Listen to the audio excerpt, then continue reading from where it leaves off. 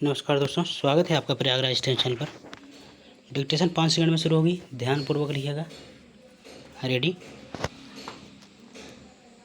Start. अध्यक्ष महोदय, मुझे मालूम है कि हर राज्य में अपने अपने राज्य की भाषा को हर तरीके से प्रोत्साहित करने के प्रयत्न किए जा रहे हैं और ऐसा करना ठीक भी है। केंद्रीय सरकार में भी एक साहित्य अकादमी है जिसका मैं अध्यक्ष हूँ, जो भारत की उन सब भाषाओं से संबंध रखती है जिनका हमारे संविधान में उल्लेख है। हम इन सब भाषाओं के विकास में बिना किसी पक्षपात के सहायता देते हैं।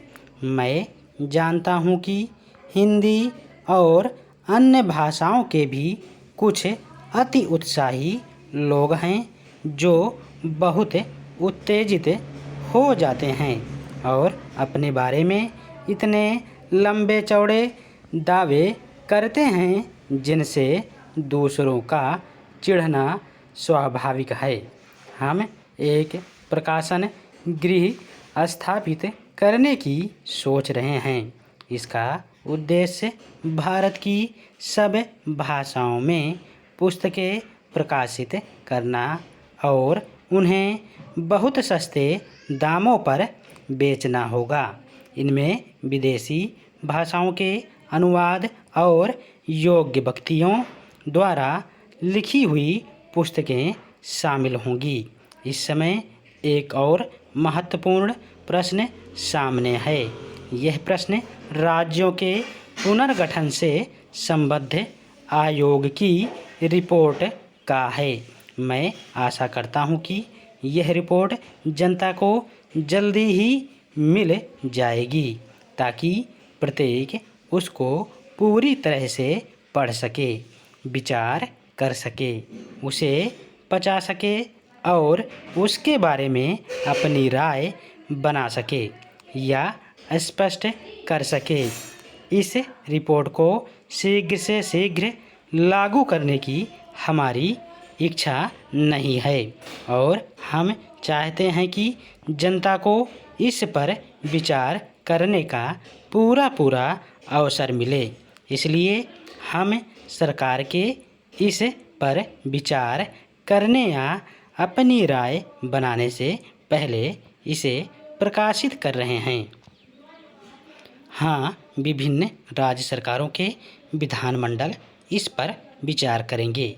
संविधान में कोई भी परिवर्तन इस जटिल प्रक्रिया के बिना नहीं हो सकता।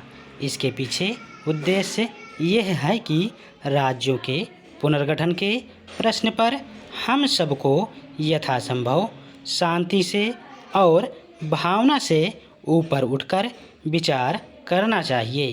किसी बात पर उत्तेजित होने या गुस्सा करने से कोई काम नहीं सधता और लोगों की धमकियों से तो और भी कम सधता है।